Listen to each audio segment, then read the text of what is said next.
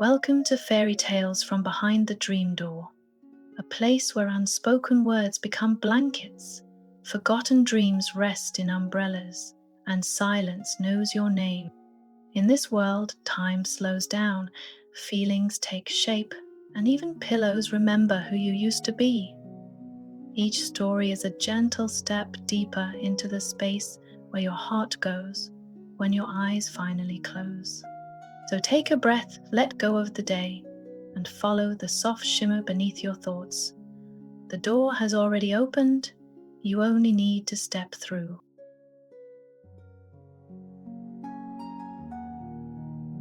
Story 1: The Key Made of Yawning. There was once a little boy named Elliot who simply could not fall asleep. He tried counting sheep, blinking slowly, even humming like a refrigerator, but sleep didn't come. He felt stuck, like someone had locked the door to dreamland and forgotten to leave the key. That's when he heard a sound.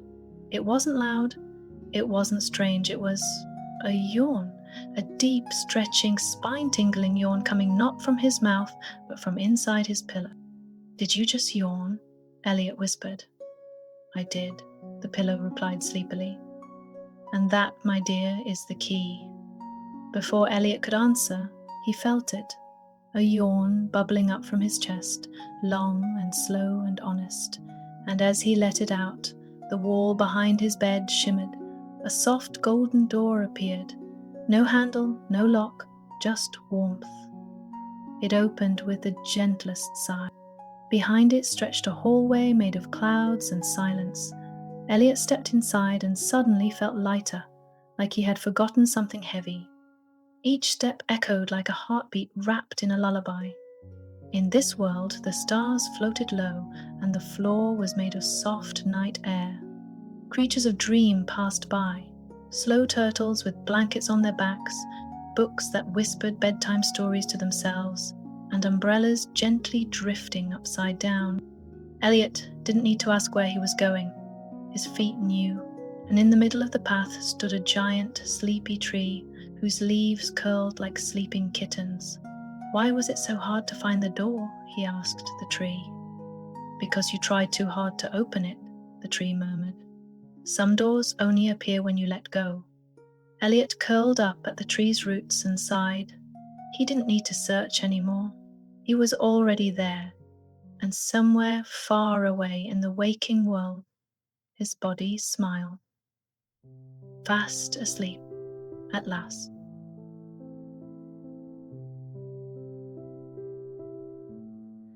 Let your thoughts drift on the breeze. Let your body sink with ease. You found the door now. Let it be. Dreams begin when you set them free.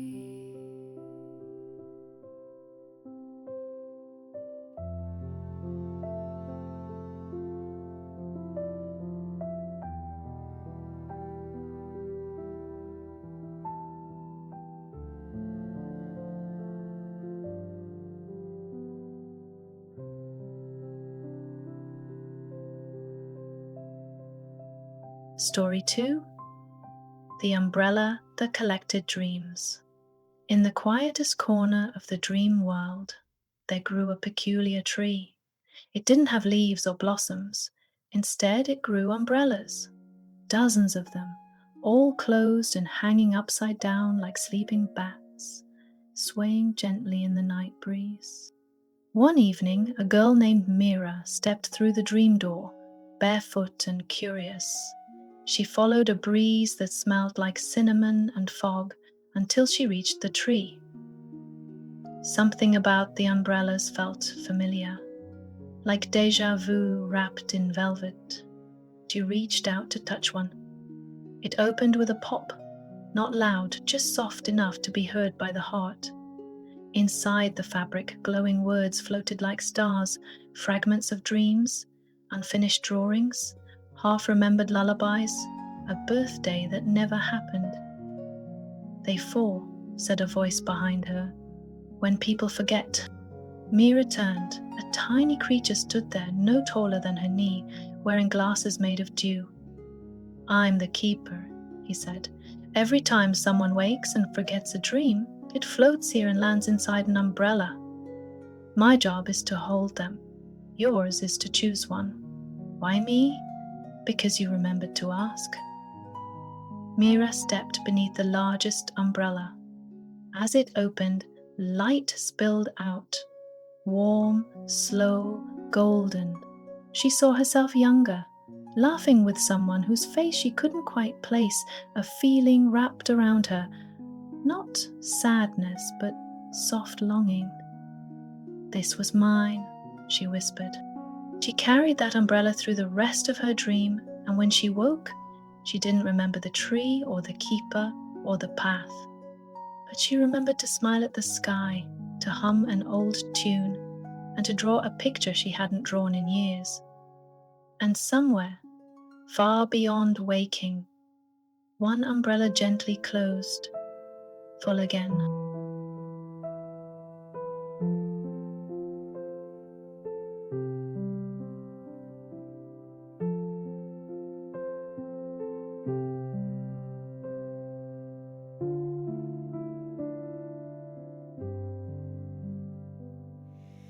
Dreams that slip through sleepy hands float to quiet silver lands. Catch one softly, hold it tight. It still remembers you each night.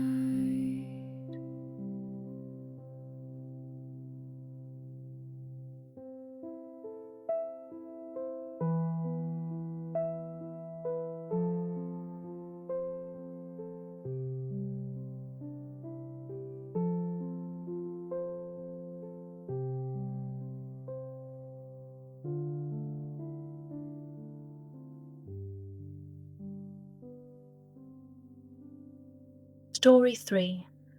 The room where stars go to sleep. In a far-off corner of the dream realm, hidden behind velvet curtains of dusk, there was a room where stars went to sleep. Not fall, sleep. They curled up in cozy nests made of midnight mist and moon-threaded silk, their glow dimming like a sigh. When Jonah stepped through the dream door that night, he didn't expect silence. The world behind the door was always full of oddities and whispers, but tonight was still, as if something was resting. He followed the hush like it was a song, winding past trees with lantern leaves and bridges built from yawns. At last, he reached a dome of crystal, cracked slightly with age. Inside, everything glowed, but gently, like bedtime lamps turned low. Hundreds of stars lay scattered across the floor, snuggled under soft blankets, some still twinkling faintly in their dreams. They looked nothing like the stars in the sky. Here, they had shapes, tiny creatures with sleepy eyes, breathing slowly in rhythm. "Why are they here?" Jonah asked no one in particular. "To rest," said a voice. A large, round being floated beside him, glowing like a distant galaxy. Even stars need time to be dark. Jonah looked around. But what happens if they don't shine? They shine better later. He thought about that, about how he always tried to be bright, brave, funny, even when tired. He had never thought to rest like a star. The being drifted closer and touched. "You carry a star inside. It needs rest too." Jonah lay down beside the littlest star. He didn't speak, didn't try. He just breathed with the room. His own glow dimmed gently, not gone, just quiet. and in the sky above the real world, a tiny star blinked out, only for a while.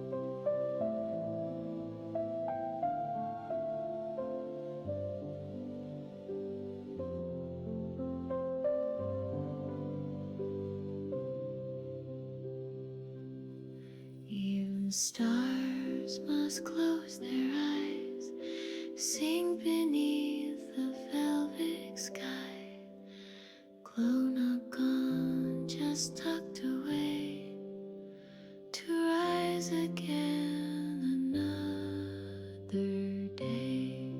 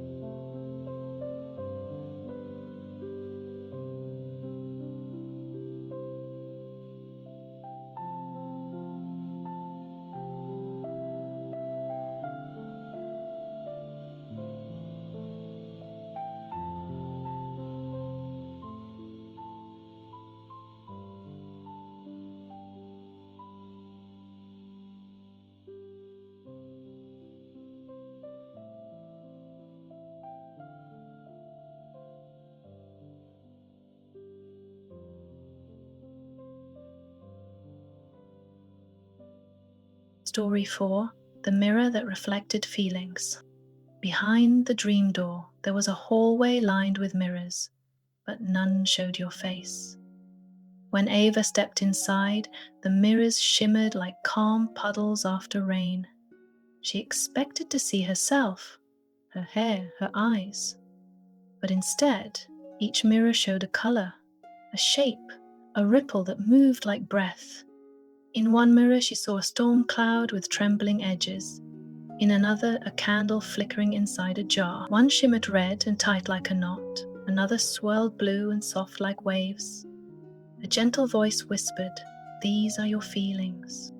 Ava turned. A figure wrapped in blankets of fog stood beside her. "Why don't they show my face?" she asked. "Because you already know how you look. This is how you feel." She stared at the stormy mirror.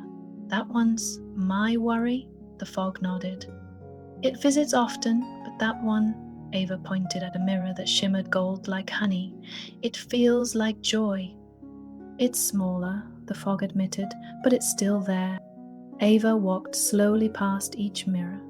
Some made her stop, some made her weep, some made her smile in a way she hadn't in a long time. One mirror showed all the colors at once, wild and tangled like laughter and tears dancing. "I didn't know I felt so many things," she whispered. "We all do, but we forget to look." Before leaving, Ava stood in front of the mirror with the candle. She touched its glass gently. It warmed under her fingers. When she awoke the next morning, she still couldn't see those feelings, but she could feel them. And that was enough.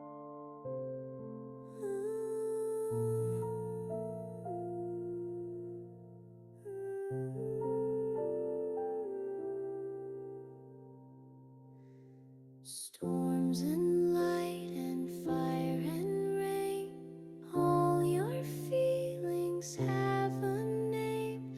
Let them whisper, let them stay. They guide your heart along the way.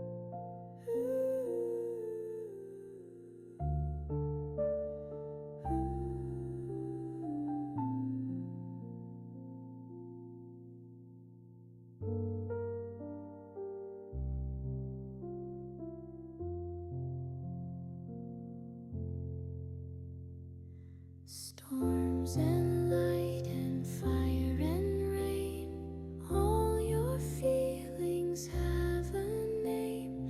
Let them whisper, let them stay.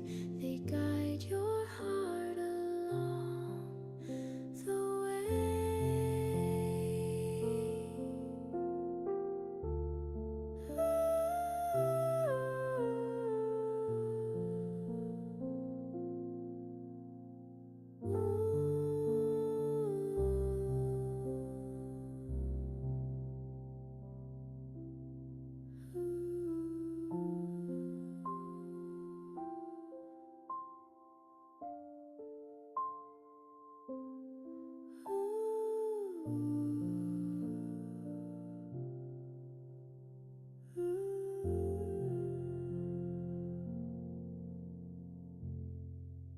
Story 5. The Clock That Forgot Time. There was a village behind the dream door where no one wore watches and the sky never changed color. The sun hung low like a yawn that never finished, and the wind moved as slowly as a bedtime story. When Theo arrived, he noticed something strange. A giant clock tower in the middle of the square had no hands, just a smooth, round face that shimmered like still water. "Doesn't it tell time?" he asked a girl sitting nearby. "It used to," she said, "but then one day it forgot, and everything felt better." Theo tilted his head. "How can you live without time?" She shrugged. "You just live." He wandered through the village. No one rushed. People napped under trees. They finished sentences before starting new ones. Birds flew in wide, lazy loops. Even the river forgot to flow fast. Theo sat by the clock and closed his eyes. No bells, no ticking, just the sound of now. Suddenly, he remembered a moment from long ago, sitting on the floor with his grandfather, drawing planets with crayons.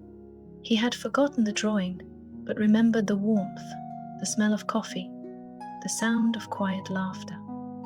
"I didn't want that moment to end," he whispered. A soft voice answered from inside the clock. "Then why did you rush it?" "I didn't know I was allowed to stay." "You always are," said the voice. The lay back and stared at the motionless clock.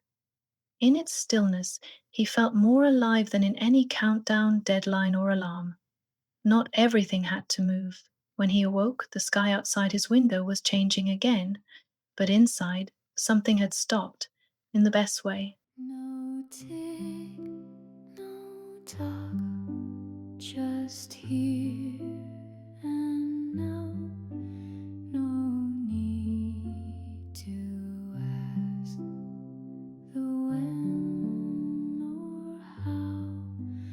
This moment's yours, so soft, so wide, a world that waits with arms open wide.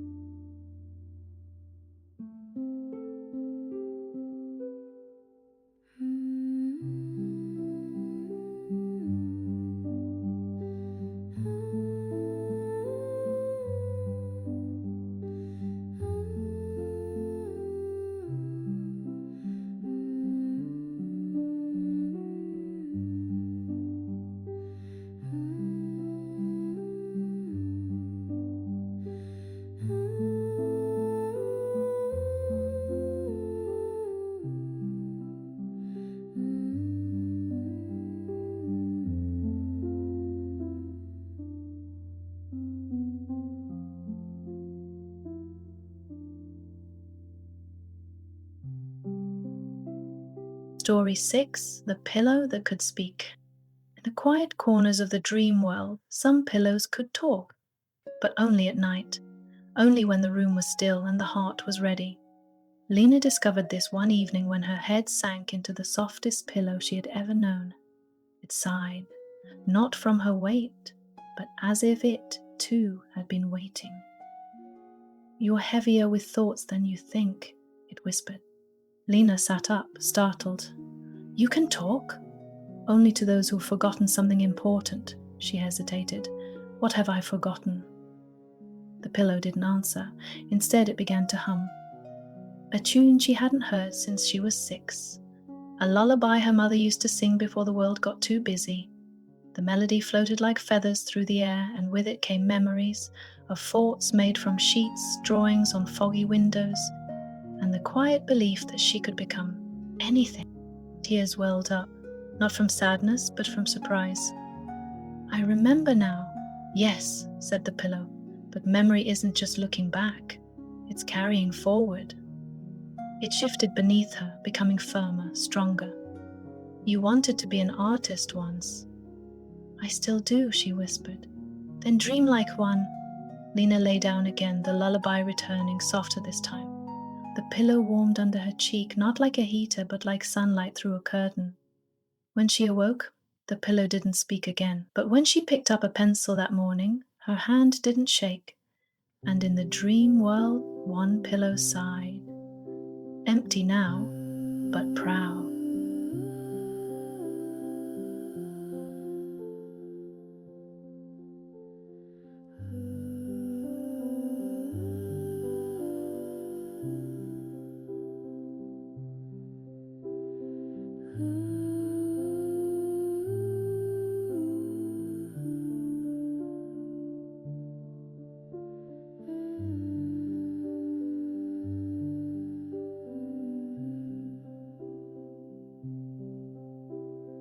Close your eyes and hear the hum of everything you've ever become. Even dreams you thought had flown sleep inside, not lost, just grown.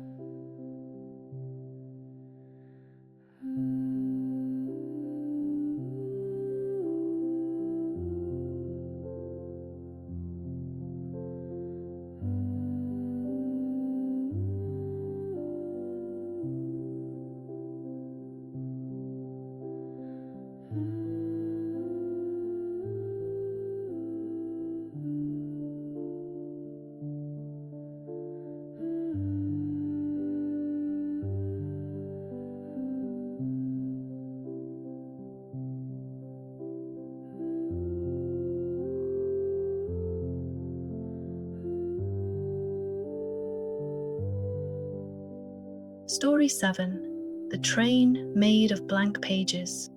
In the dream world, there was a train that never had a set route. Its engine purred like a cat, and its cars were made not of metal or wood, but of pages. Thousands of blank, fluttering pages stitched together by golden thread, moving softly on invisible tracks. When Milo stepped aboard, he expected noise, steam, whistles. But there was only quiet and the rustle of empty paper like leaves waiting for wind. A conductor made of bookmarks greeted him. "Ticket, please." "I don't have one," Milo said. "You wrote it when you closed your eyes." The conductor bowed and vanished between pages. Milo sat near a window that showed not scenery but moments, his old red boots. A time he almost said, "I love you," but didn't. A treehouse that never got finished, then blankness. He stood and wandered through the cars. Each one whispered a question. What do you wish you hadn't forgotten? What are you still afraid to say? What haven't you dared to dream yet? He found a quill tucked in a seat cushion. "I can write?" he asked. "That's what the train is for," the seat replied. So he did. Not neat, not perfect, but true. He wrote a memory he missed, a feeling he didn't name out loud, and a wish so big he thought it might break the train apart. Instead, the pages held it gently. The train never stopped. It didn't need to. Milo stepped off when he felt full, and though he left the dream behind, a blank page rested on his pillow when he awoke, ready for whatever came next.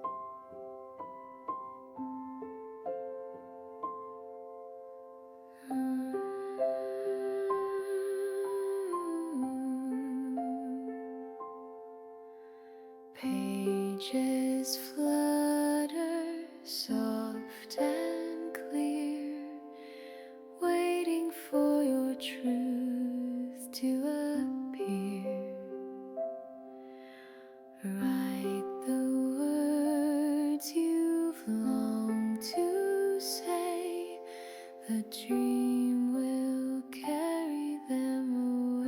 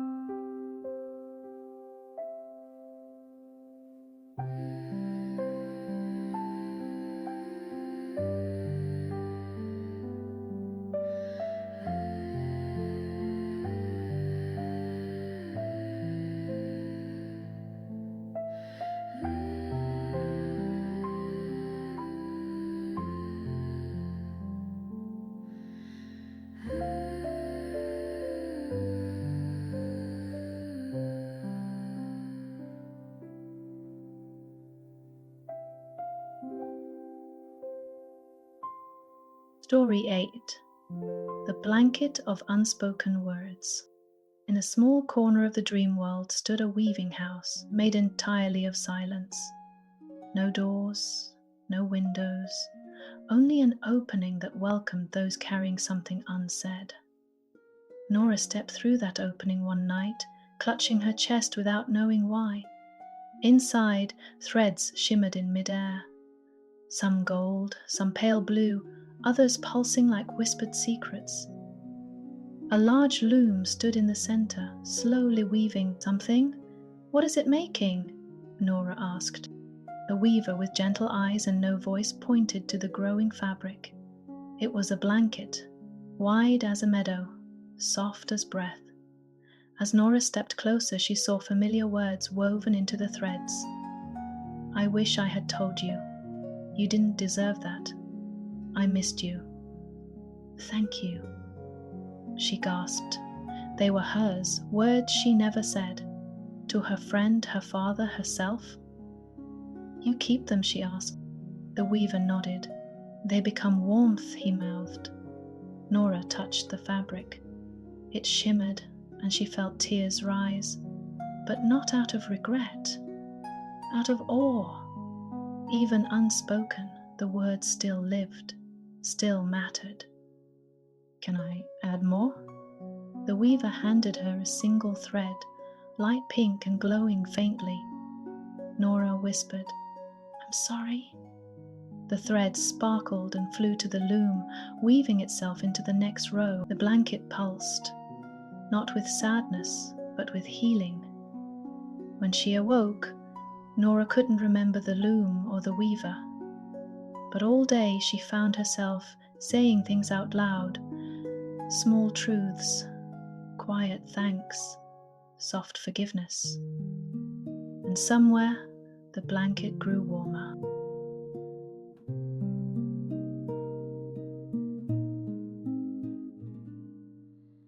Wrap yourself in words unspilled, in quiet things you nearly willed, what you felt but couldn't show. still helped you grow. Ooh.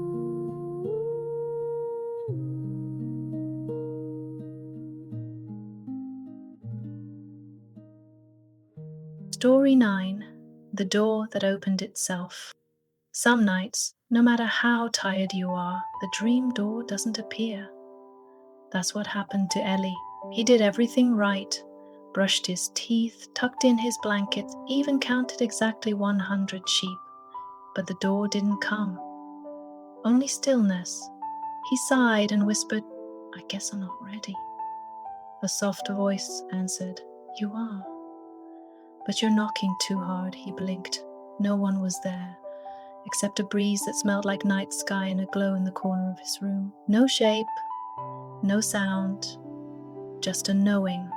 Eli lay back down and let his breath slow. He stopped looking, stopped waiting, stopped trying, and just like that, the wall beside his bed faded. The door didn't creak or shine, it simply opened. No key, no force, just welcome. He stepped through into a field of glowing grass, quiet and wide. Fireflies hummed lullabies. In the distance stood all the places he had visited in dreams before. The train, the loom, the star room, they didn't call to him. They just existed, calm and certain. Eli didn't need to explore. He just stood, hands loose at his sides, and breathed in the feeling of finally letting go. A voice, like wind in a shell, whispered, "The door never needed to be found. It was always waiting for you to be still enough to notice." When Eli awoke, there was no door in sight, only the morning sun. But his heart felt lighter, open, like maybe something inside him had unlocked too.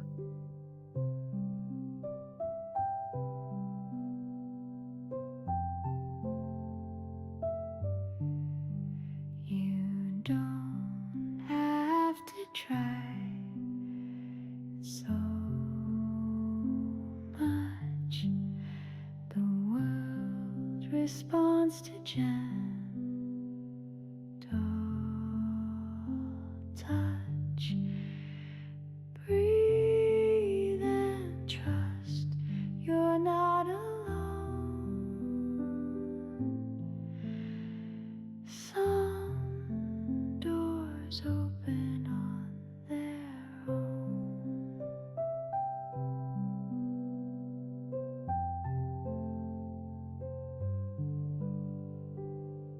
Thank you for walking through the dream door with us. You've met forgotten clocks, feeling mirrors, sleepy stars, and pages yet to be written. Maybe something inside you softened or shifted. Maybe you remembered a piece of yourself. Wherever you go next, know this: the door is always there, not to escape the world, but to meet it differently. Let your thoughts Good night, dreamer. drift on Sleep the well. breeze. Let your body sink with ease. You found the door, now let it be. Dreams begin when you set them free.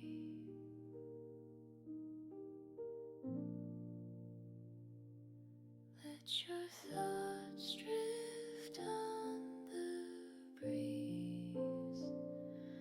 Let your body sink with ease. You found the door, now let it be. Dreams begin when you set them free.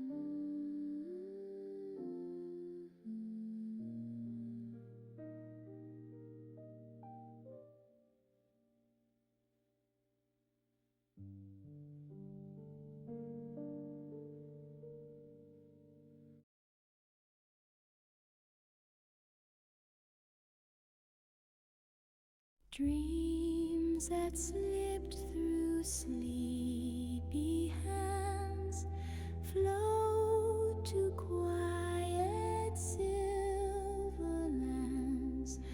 Catch one softly, hold it tight. It still remembers you each night.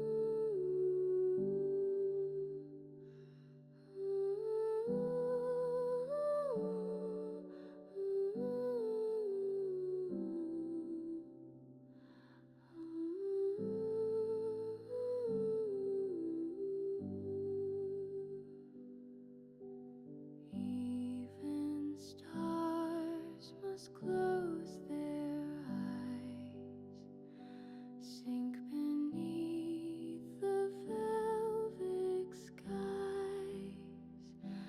Glow not gone, just tuck away, to rise again another day.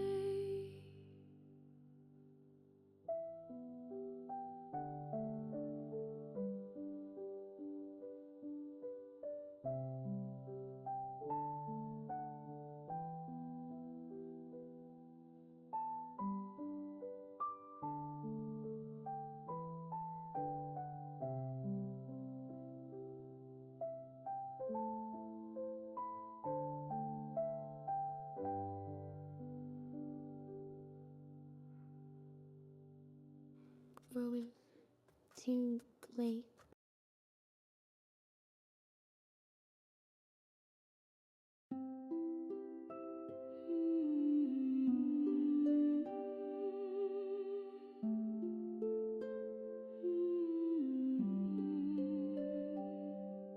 Storms and light and fire and rain, all your feelings have a name.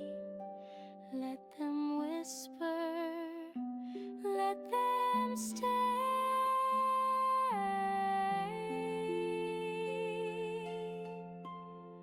They guide your heart along the way.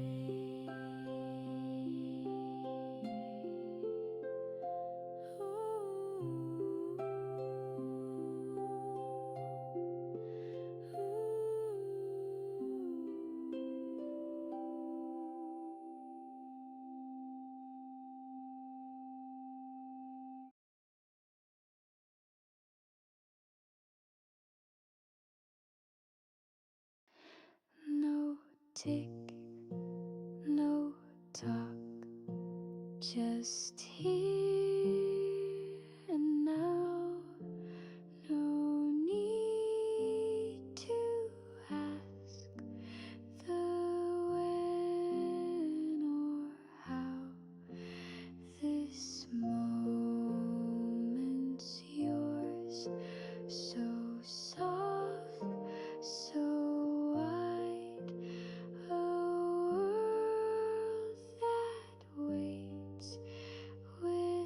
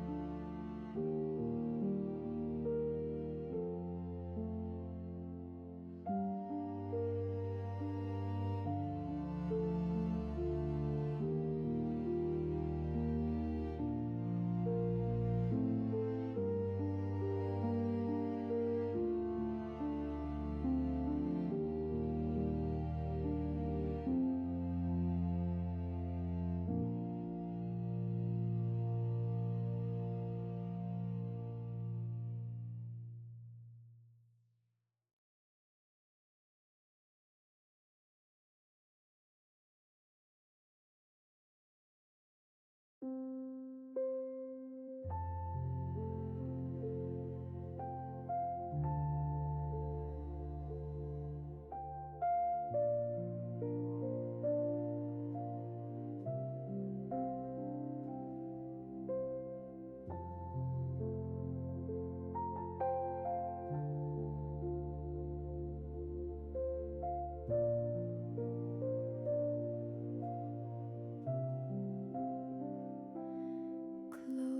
your eyes and hear the hum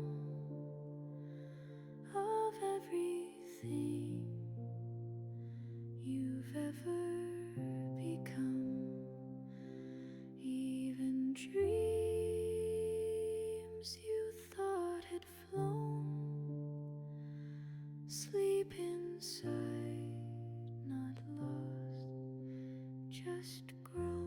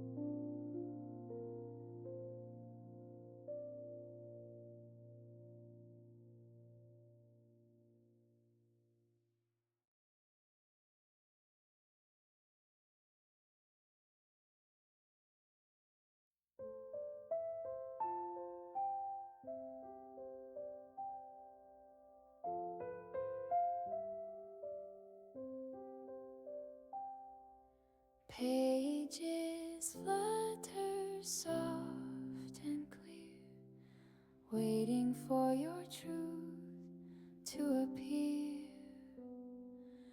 Write the words you've longed to say, the dream will carry them away. The dream will carry them away.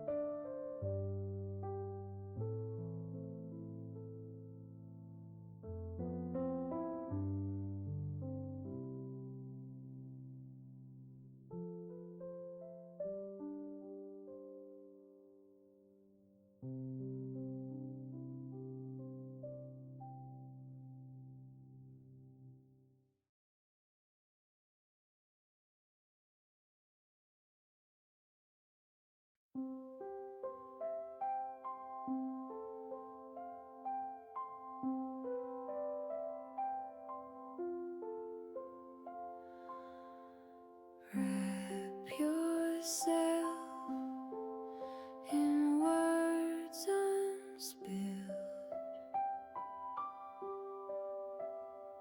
in quiet things you nearly will.